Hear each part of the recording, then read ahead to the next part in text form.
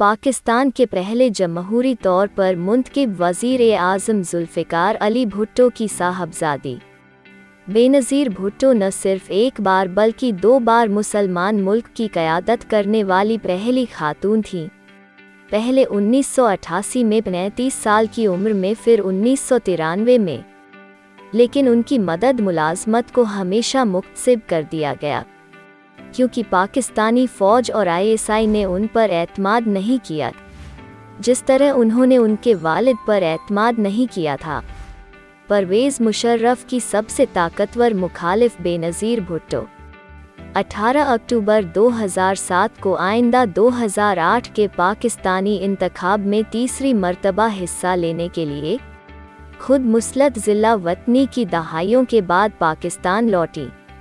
जिस दिन वो वापस आईं, भुट्टो फ़क़्त अपनी ज़िंदगी पर कातिलाना हमले से बच गई क्योंकि उन्हें यकीन था कि ताकतवर और ख़तरनाक लोगों के लिए वो एक ख़तरा थी जो उन्हें वहाँ नहीं चाहते थे।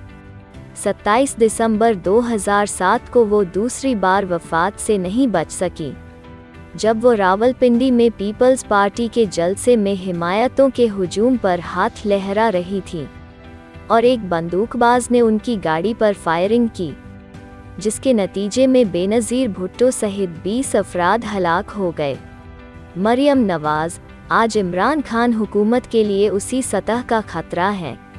क्या उनकी तकदीर भी ऐसी ही होगी या मुस्तकबिल करीब में पाकिस्तान एक और खातून वज़ीर-ए-आज़म देखेगा? बेनज़ीर के कत्ल से पाकिस्तान के काम और रियासत किस तरह मुल्क की रहनुमाई करने वाली खातून को मंजूर नहीं कर सकती है के बारे में पता चलता है।